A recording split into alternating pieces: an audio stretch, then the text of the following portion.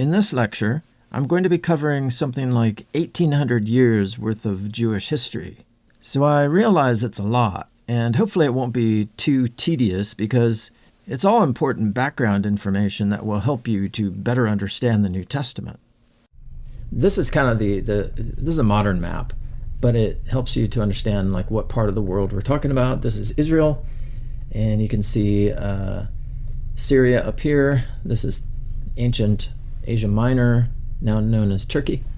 There's Greece, there's Italy, there's Egypt and Libya and Africa and so forth.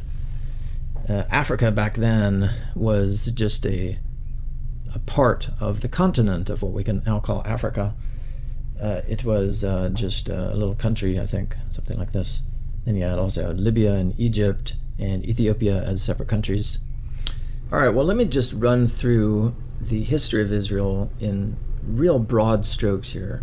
I'm not going to be able to cover too much, but I want to give you at least a little background so that you can understand some things in the New Testament. Because, of course, remember, the New Testament is built on a lot of the traditions of the Old Testament.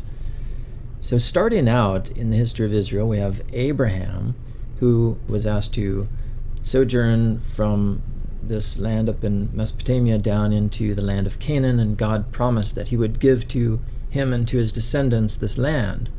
Well, Abraham never really inherited anything, but his descendants eventually would after they come out of Egypt and all that, but I'll get to that in a minute. So Abraham, he became the father of first Isaac. Actually, his first son was named Ishmael. And Ishmael was the son of a concubine because God had promised Abraham a son to become his heir, but the promise was long in coming to fruition. And so Abraham's wife, Sarah, started to become anxious, and so she concocted this plan to have Abraham sleep with their concubine Hagar and to have a child through her. Abraham went along with it, and they did have a son named Ishmael. But then later, God finally came through with his promise, and at 100 years of age, Abraham and Sarah actually had a child of their own. It was kind of miraculous, of course, because they were both so old. I think Sarah was 90 years old and Abraham was 100.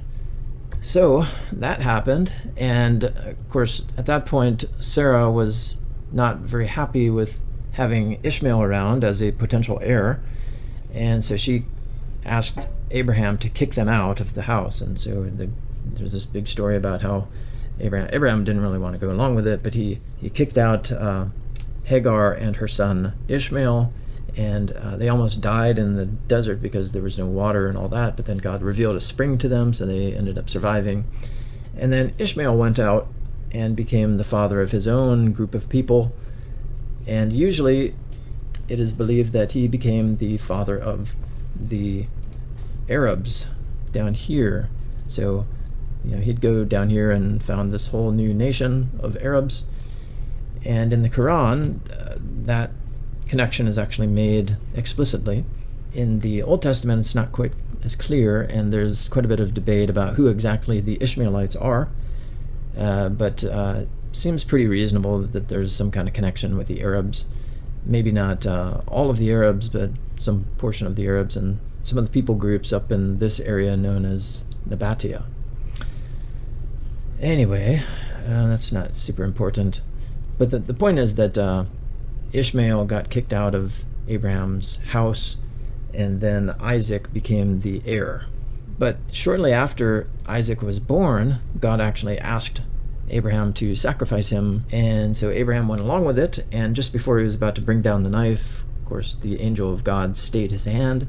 So Abraham's beloved son escaped sacrifice, and a ram was caught in a thicket nearby, and Abraham was told to sacrifice that instead of his son. Well, the son of Isaac was Jacob. Jacob would later have a name change as well, just as Abram would become Abraham. Jacob would become known as Israel. And Israel would then become the father of 12 sons who were the 12 tribes. Their descendants would become the 12 tribes of Israel. Reuben, Judah, Zebulun, Naphtali, Levi, and so on and so forth. There's 12 of them. And then those 12 tribes would go and inherit this land here. They would conquer this land, which we'll get to in a moment. Well, before that happened, there was a famine in this land. So up to this point, nobody had really inherited anything. Abraham didn't inherit anything. He was just a sojourner his whole life. Isaac, same thing, just living as nomads. Jacob and his sons were also nomadic peoples. So they were, wandering around in this part of the world. But then there was a big famine, and so they had to go sojourn into Egypt. And there's a big story in the book of Genesis about how Joseph, one of Israel's sons, was sold into Egypt as a slave. His brothers betrayed him, and he went down into Egypt. And he got to know the Pharaoh and kind of got in the good graces of the Pharaoh. And so when the famine hit, Joseph was allowed to let his family come and stay in Egypt. And then while they were in Egypt for 400 years, they became a vast people. And the Egyptians started to worry about them, that they would take over Egypt, basically. And so they turned them into slaves. So at the end of 400 years, God decided to redeem his people from Egypt and to bring them out with miracles and all these things. So you probably know the story of how they passed through the Red Sea and all that. And initially, God was going to lead them directly into the land of Canaan. But the Israelites were disobedient, and so God decided to punish them by making them wander in the wilderness, the desert, here for 40 years. At the end of 40 years then, after all the initial generation, the older generation that had sinned against God had died off, God decided to lead the children into the land of Canaan. So he brought them over the Jordan, and they went in and conquered all these peoples and laid claim to this land for themselves. And that's how they inherited this land of Israel. Well, once they were in Israel, they had these judges, these leaders of the people who would not only pronounce judgments on legal cases and that sort of thing, but they would also serve as ad hoc military figures that would lead the Israelites into battle if ever there were some kind of political struggle between one of the Israelite tribes and the surrounding peoples. So that was kind of the constitution for a bit.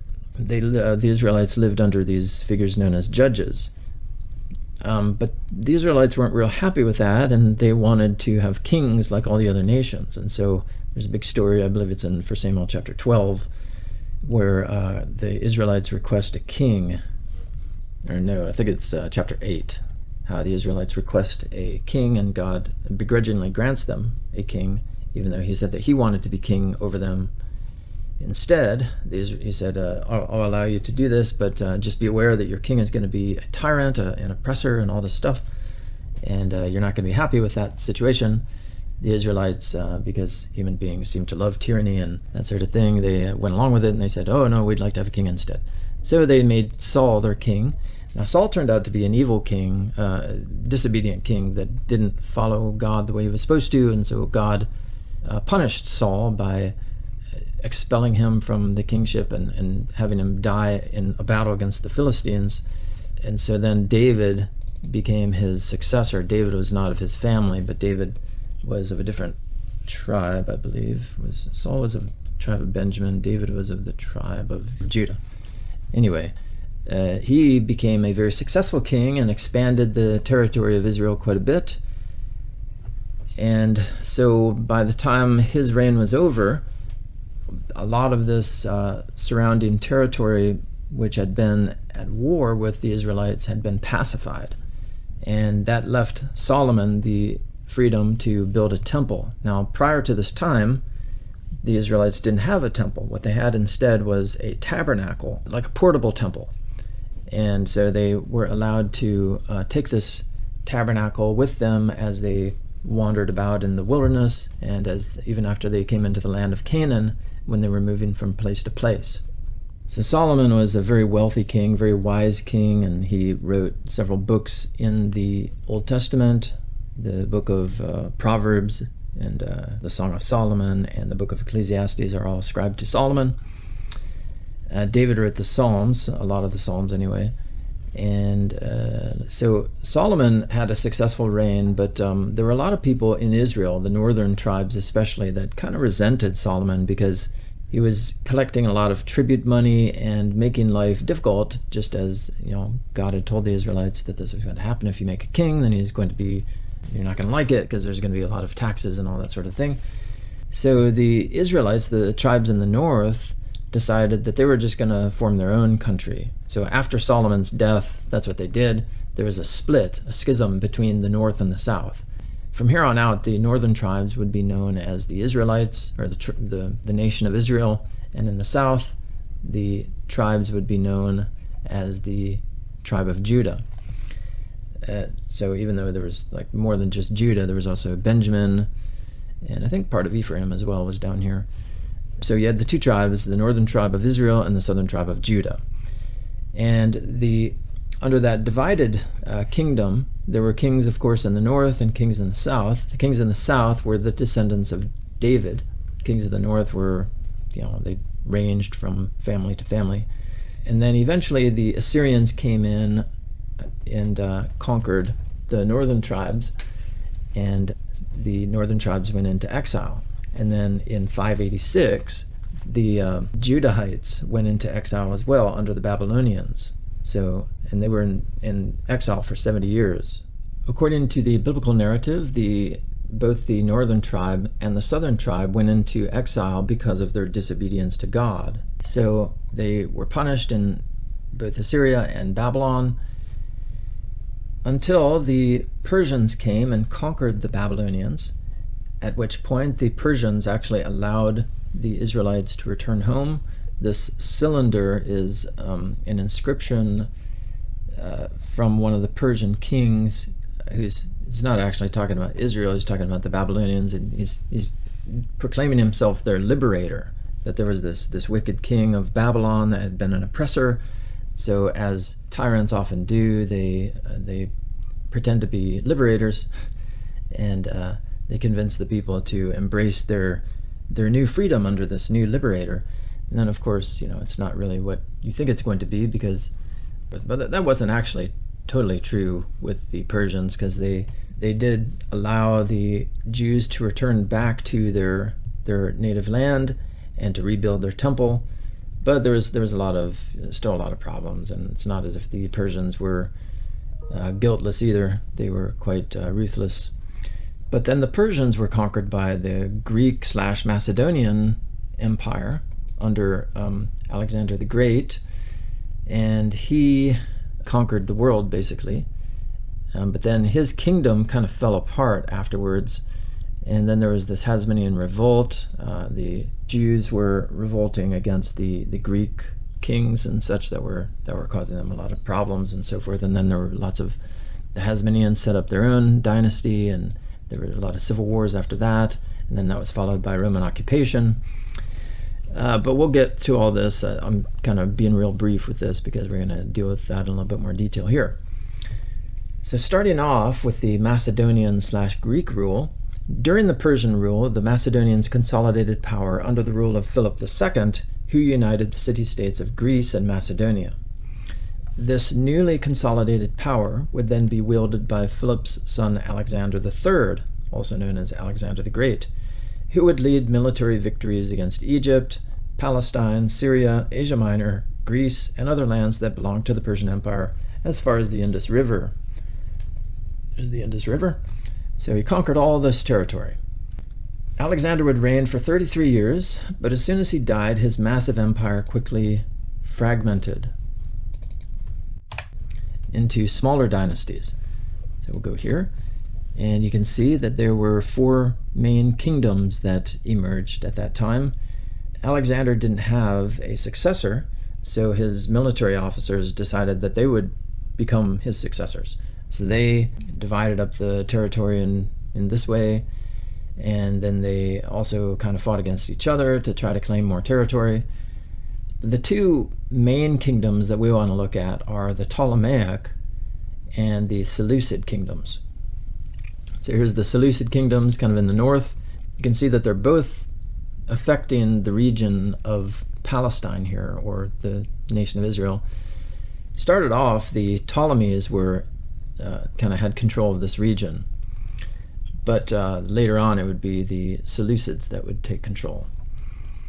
So with the breakup of Alexander's empire, two major dynastic powers emerged, one in the north, known as the Seleucids, and one in the south, known as the Ptolemies.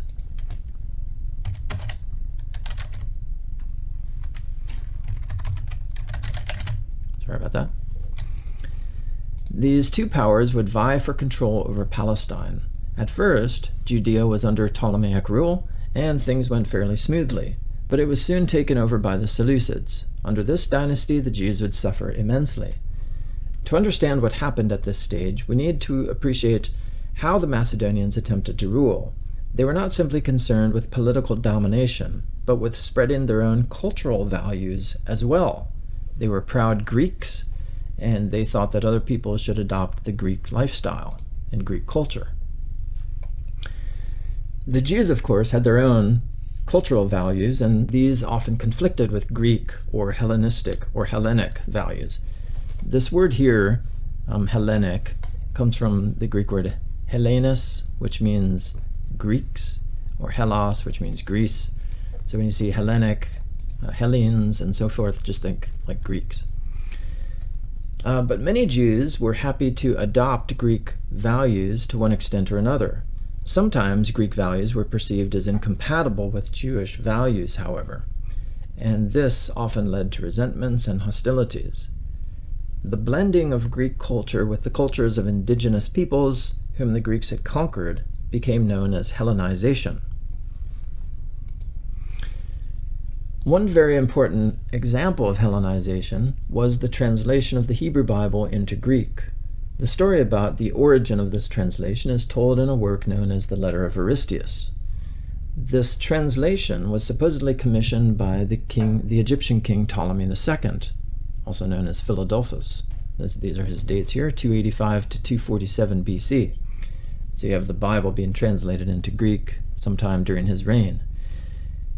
And he wanted to have that because he was trying to collect and translate books from around the civilized world and then house them in his giant library in Alexandria. 6 Jews from each of the 12 tribes contributed to this effort. And this is where the term Septuagint comes from. The Latin Septuaginta just means 70, and sometimes you see when a quote is being given from the Septuagint, you'll see it sometimes abbreviated like that. This is L stands for 50, and X is 10. This is 10, so 50 plus 10 is 70. This original translation was of the first 5 books of Moses. So just keep that in mind. The Septuagint was not the entire Old Testament at once being translated. It was just initially the first 5 books. And then over the next 100 to 150 years, the other books of the Bible would be translated by other people. By the time of Jesus, it's unlikely that any books of the Hebrew Bible had not yet been translated into Greek. Well, not all instances of Hellenization helped to advance Jewish culture. A momentous conflict erupted in Judea during the reign of the Seleucid king Antiochus IV Epiphanes. The story is recounted in the books of 1st and 2nd Maccabees. And I have assigned for you to read a couple of chapters in the book of 1st Maccabees that deals with him. Prior to Antiochus' accession, Judea was governed by a Jew named Onias III, a rather conservative high priest. But Onias' brother Jason bribed Antiochus into giving him the high priesthood. Jason then transformed Jerusalem into a Greek city, establishing a gymnasium where young men could receive a proper Greek education and learn about Greek values. A few years later, another Jew named Menelaus offered King Antiochus an even bigger bribe and replaced Jason. So you see how this is going. Whoever offers the king the biggest bribe gets to become the next high priest. Well, Menelaus was not even a lawful priest. He wasn't even of a priestly lineage, but was actually a Benjaminite. So at this point, many Jews, you have the mention of this kind of enigmatic group in 1st Maccabees known as the Hasidians. But anyway, they and other pious Jews broke with the temple and became a potential force for rebellion. Meanwhile, Jason readied his own followers for an attack on Menelaus. And about this time, the Syrian king Antiochus IV led a military campaign against Egypt, and it was rumored that the king had actually died in battle. So Jason's supporters saw this as an opportunity to reclaim the priesthood from Menelaus. The latter, however, raided the temple treasury to pay Antiochus. So Antiochus, on his return from Egypt, came to Menelaus' aid and attempted to subdue the rebellion.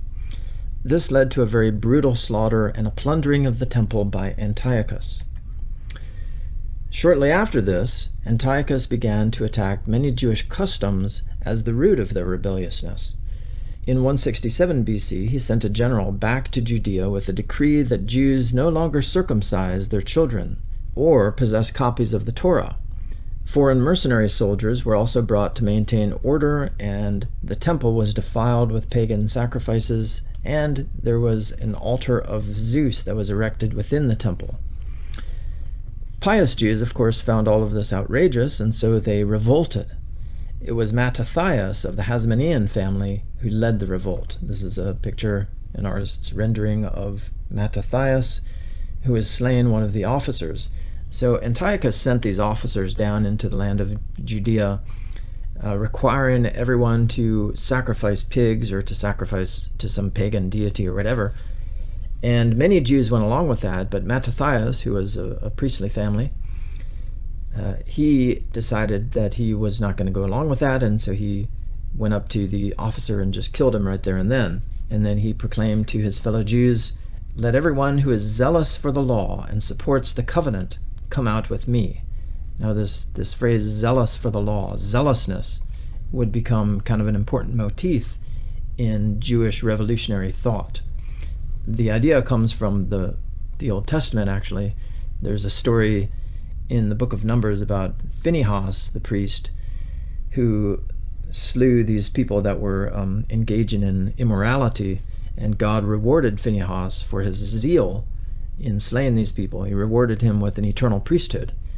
And then also Elijah the prophet describes himself as being very zealous for the Lord after he has killed all these prophets of Baal. So the idea of zeal and violence become kind of intertwined in Jewish thinking at this time. Anyway, by engaging in guerrilla warfare, these Jews would manage to drive out the Syrians, which is quite surprising because the Syrians, remember, were a pretty powerful force at this time. Then the Jews would rededicate their temple and reestablish their religious customs. The Hasmonean family would step in as the new high priests. Now, there was some controversy about this. Let me see. So the Levitical priesthood, to be a priest, you had to be a descendant of Levi, okay? He was one of Jacob's sons, but more than that, you had to be a son of Aaron, okay? Now, Aaron had 4 sons. Let me zoom in here. Oh, shoot. Okay, let me get this. Aaron had 4 sons, Eleazar, Ithamar, and Nadab, and Abihu. Nadab and Abihu both died, so their lineage kind of stopped at them. But you had these 2 lines after that, the one from Eleazar and Ithamar. And for a while, the one from Ithamar was kind of in the ascendancy, so that most of their descendants were allowed to, or at least there was a line going from Ithamar down to this Eli, and then Phinehas and Ahitub and Ahimelech. But then it switched over to this line after, let's see, Zadok. So from Zadok on, all the priests would be of his family. Now, it's not really clear what lineage the Hasmoneans were from. Whoops. So they may not have been Zadokites. So that's kind of an interesting point of contention. Scholars aren't really sure about that, and I've read different opinions about that. Initially, it was pretty common to think that the Hasmoneans were not Zadokites, but now I know there's some scholars who think otherwise, that they were actually Zadokites. Anyway, it's kind of maybe not the most interesting debate to you as a student of just taking this class for the summer, but it helps to explain, perhaps, where the Qumran Covenanters came from, because in a lot of their documents they talk about how that they are the sons of Zadok, and there were a lot of priests within this community. The Qumran Covenanters, by the way, they're associated with the Dead Sea Scrolls, and so a lot of people think that they actually transcribed a lot of the Dead Sea Scrolls. And a lot of times they are associated or identified with the Essenes, who we'll talk about a little bit later. They were a Jewish sect that was quite well established in Jesus' day. Anyway, it's kind of mysterious as to where this community came from. But they may have emerged at about this time in protest to the Hasmoneans, who were setting themselves up as the new high priests. Well, we know that Onias III was still a Zadokite, but then he was replaced by Jason. Well, I guess Jason, since he was the brother of Onias, he would have been a Zadokite as well. But then Menelaus was not of a priestly family. So was Judas Maccabeus, the first of the Hasmonean high priests, was he also a Zadokite? It's not really clear. But if he wasn't, that might explain where these Qumran Covenanters came from. I say that because the Qumran Covenanters seem to have really strongly believed that the priesthood needed to be Zadokite. Okay, I don't know if that's clear, but there's a lot to this, and so that's all I'm trying to communicate here, is that there's political struggles over who gets the high priesthood. And you can read about that a little bit more if you read the books of 1st Maccabees and 2nd Maccabees. All right, so here is the Hasmonean dynasty. You have, first of all, Mattathias, who began the revolution, and then his son Judas, as I mentioned, becomes the first high priest. Then after him, it's Jonathan, and then Simon, and then John Hyrcanus. So you see Simon, most of his sons became priests.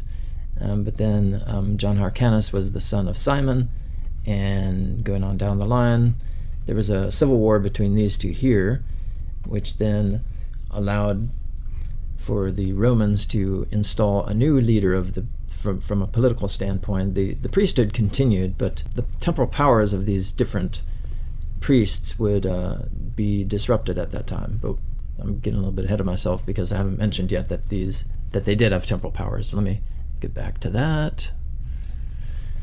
All right, well, the success of the Hasmonean revolt instilled tremendous cultural and national pride in the Jewish people. It helped them to realize that Greek culture was not everything. As Jews, they had their own traditions, and these were worth preserving. They were now ready to fight and die for those traditions. Of primary importance was the Mosaic Law, which the Jews regarded as inviolable.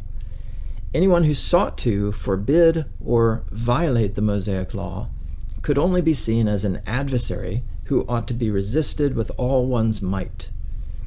And again, you can look at the zeal/jealousy of Phinehas and Elijah in the Old Testament. They became sort of like models for those who would participate in this revolutionary activity.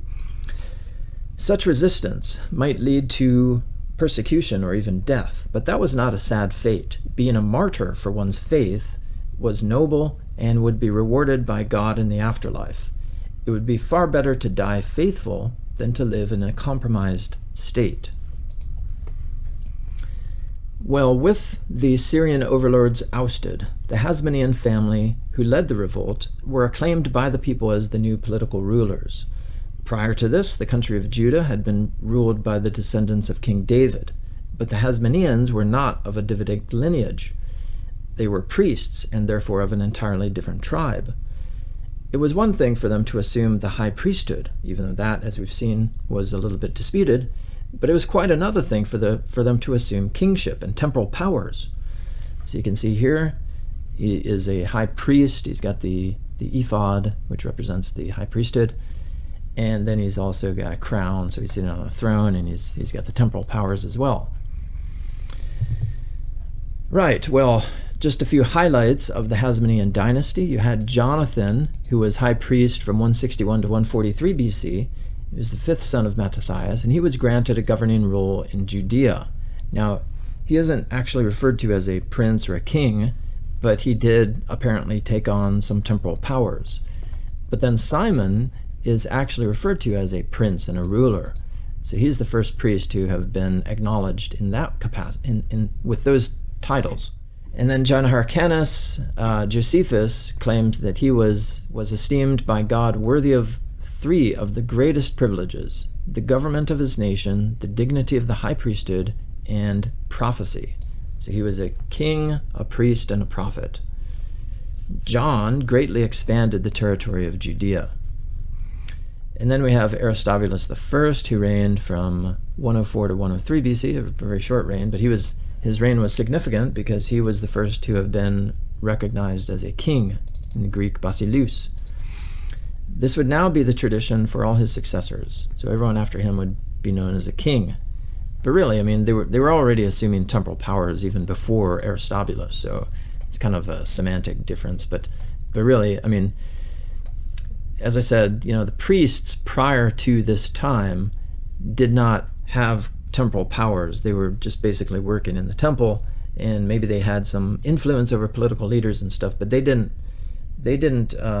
occupy any kind of political position as part of the tradition.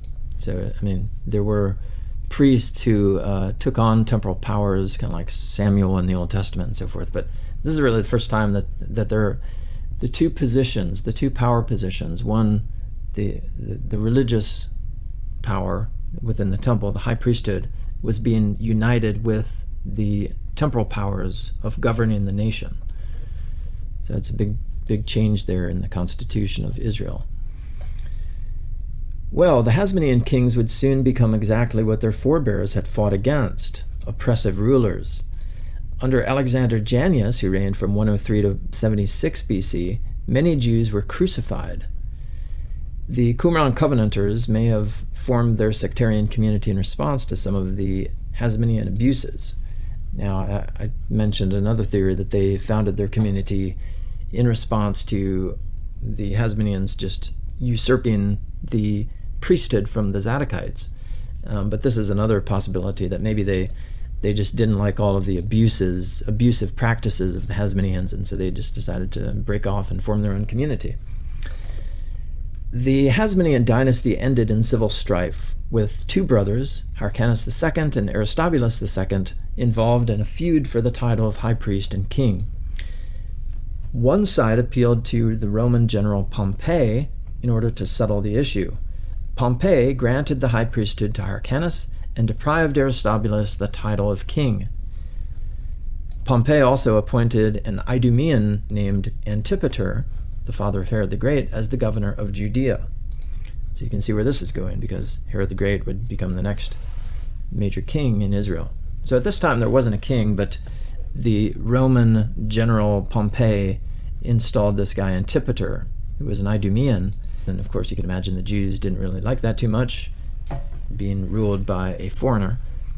But Antipater was quite a politician, and so he did his best to present himself in a favorable light to the Jews, and he got in the good graces with the Romans as well, and so his son Herod would become his successor. So a little bit about Judea as a client state now of the Roman Empire.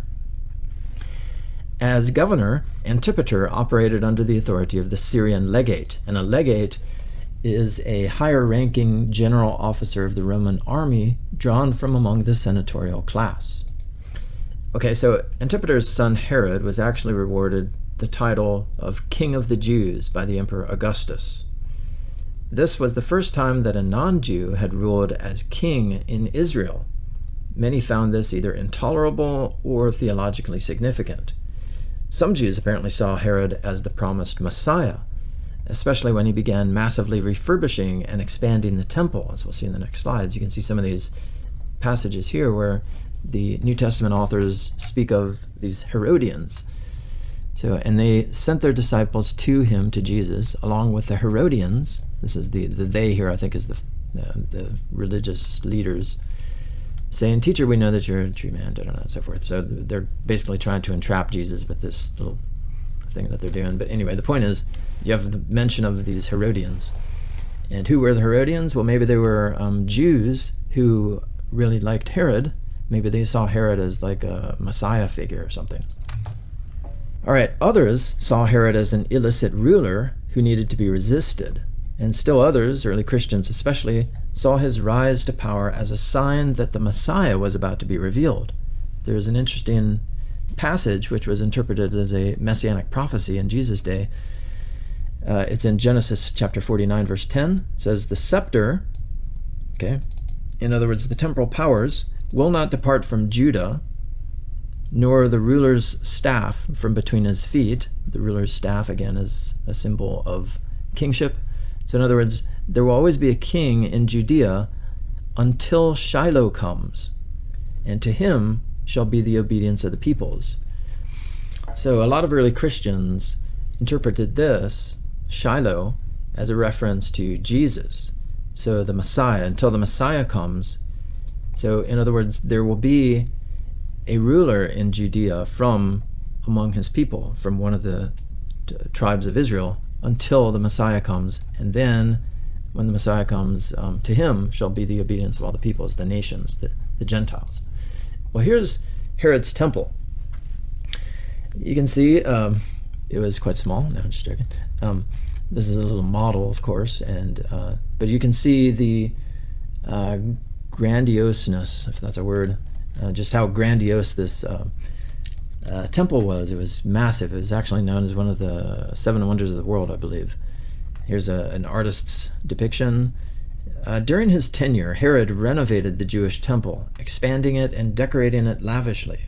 The project would not actually be completed until 63 AD, long after Herod's death, and only a few years before the Romans destroyed it in 70 AD.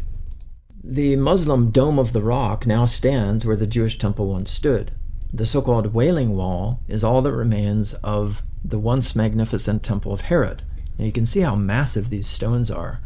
And this is the Wailing Wall, and just imagine how difficult it would have been to move these stones, to set them up, and to build this giant wall. There's a story in the Gospel of Mark where Jesus and the disciples are sitting up on the Mount of Olives. I believe this is the Mount of Olives. I'm not totally sure, but anyway, you can see the temple from where they were sitting, and they look down. They say, "Look, teacher, what wonderful stones and wonderful buildings." They're quite impressed, and Jesus then says, "Do you see these great buildings? There will not be left here one stone upon another that will not be thrown down." So he kind of rained on their parade, as it were. And so sure enough, in 70 AD, there was the Romans came in and destroyed it. Now he's being a little bit hyperbolic there. He's not saying there's not going to be a single stone, literally, because obviously there are still some stones standing, but basically the whole structure was dismantled and destroyed by the Romans. They just left a little bit of it to remain. Josephus tells us in order to remind people of what this was that they destroyed. Well, here's me standing in front of the Wailing Wall. Here's some other Jews praying in front of the Wailing Wall, and some other pictures of the Dome of the Rock and the Church of All Nations right here, which is right at the foot of the Mount of Olives. This is the Mount of Olives here, where Jesus and his disciples were sitting, and the disciples said, "Look at these amazing stones and how magnificent this temple is." Okay. Well, Herod was actually a Jew by birth and did much to promote Judaism. At the same time, he had no qualms about promoting pagan worship, even helping to construct 3 main temples at Caesarea Maritima, Samaria, and Horvat Omrit. Here is the temple at Caesarea Maritima. It's obviously just an artist's depiction. Here's another pagan temple in Samaria, the city of Samaria. And here is a newly discovered temple. This up here is just CGI, but if you go there, you just see this. And it apparently was a temple, and so some people think that this was Herod's 3rd temple, which is mentioned by Josephus, because he mentions that there's one up north, and this seems to fit that description. Anyway, the point here is that Herod had no qualms about creating pagan temples, so he clearly wasn't interested in practicing Judaism in the way that the Torah prescribes. According to Matthew's Gospel, Herod ordered the slaughter of all children under the age of 2 in the town of Bethlehem. Herod actually grew increasingly paranoid and probably neurotic toward the end of his reign, executing 3 of his own sons for suspicion of conspiracy and reducing another to private life. So when you know this about him, and you can read about this in Josephus's Antiquities of the Jews, and I think also in the Wars of the Jews, he talks about Herod just really going into a serious freefall like toward the end of his reign.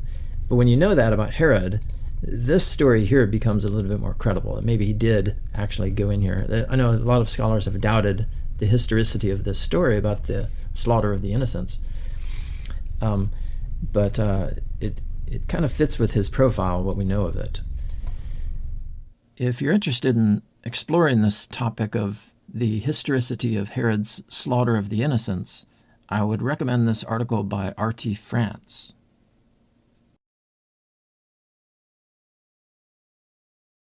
In any case, Herod died in 4 BC, shortly after the birth of Jesus. Now you might be saying, well, doesn't BC mean before Christ? Yes, it does mean before Christ, but somehow the chronology got messed up. Whoever came up with this dating system got it wrong, and really Jesus, Christ, was born in probably somewhere between 10 and 6 BC. So yeah, he was born before Christ. Anyway, let's see here. So rulers in Palestine after Herod the Great. I'll finish with the slide here. After Herod's 33-year reign, that 33, comes up quite a bit actually. Remember, Alexander the Great had a 33-year reign as well, and 33, I won't go into why that number is significant, but it seems to pop up quite a bit in history and the media and all sorts of other places. But anyway, just kind of a side note there.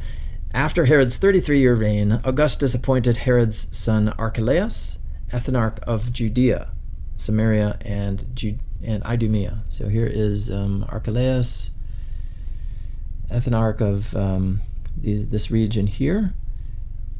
And then Herod Antipas would become ruler of, let's look on here, this right here, Perea and Galilee, which is where Jesus was living, and the territory of Philip and the Decapolis. That's kind of wrong, actually. The Decapolis it's not really so much a region, it's just a confederation of cities. But anyway, so Archelaus, anyway, would become a brutal tyrant and would therefore be removed from office by Caesar.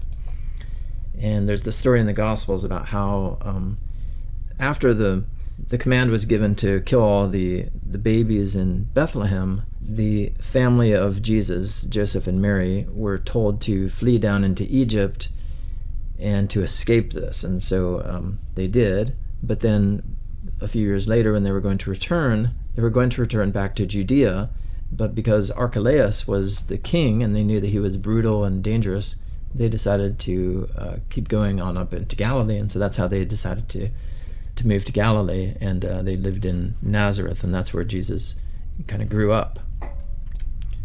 The last thing I wanted to talk about in this lecture are the Roman emperors. Okay, these are obviously going to be important since Jesus and the followers of Jesus were all living within the Roman Empire. Well, before Jesus was born, we had Pompey and Julius fighting it out, vying for authority within the Roman realm. So with regard to what was going on among the Jews, Pompey had stripped the last Hasmonean of secular power and installed Antipater the Idumean as governor of Judea. Okay, we already talked about that. Now, Antipater supported Pompey when he and Julius were at war with each other.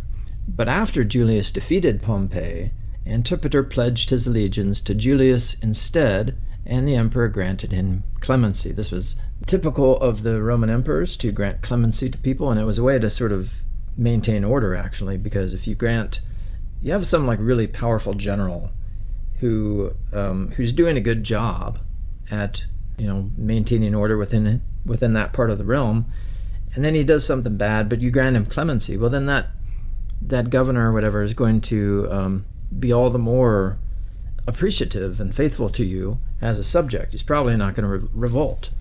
Not always the case, but a lot of times that is true. All right, the next major figure among the emperors was, of course, Augustus, originally known as Octavian. Augustus means like he's kind of like the venerable one, the venerated one, the one who's worthy of worship. He established Judea as a Roman province, which was governed by the Roman legate in Syria, as we mentioned. He also appointed Herod, the son of Antipater, as king of Judea. So that was pretty significant. Then we have Tiberius, who was emperor during the days of Jesus' ministry. Jesus began his ministry in about maybe 30 AD or so. And then we have Caligula, who ruled shortly thereafter. He tried but failed to install a statue of himself in the Jewish temple. The Jews were very outraged about this, and they were willing to die. And the Roman legate was about to just say, okay, I'm not going to do this, even though the emperor has commanded me. In the meantime, the emperor actually died, and so the legate didn't have to make a decision one way or the other, and none of the Jews had to be killed as a result. Then we have Claudius, who reigned from 41 to 54. He was known for having expelled the Jews from Rome because of a dispute over some person named Chrestus. Now, it's spelled this way in Latin, but probably it was a mishearing of the word Christus. Christus means something like gracious one or something like that. Christus means Christ, right? So probably that's what happened. There was a lot of tension within the city of Rome over Christ. A lot of followers of Christ were viewing him as the Messiah, and the Jews didn't really like that, so there was a lot of ruckus. And Claudius responded to that by expelling all the Jews. And at this time, remember that Christians would have really been identified as Jews. They were worshiping in the synagogue, they were claiming Jewish heritage and all that sort of thing.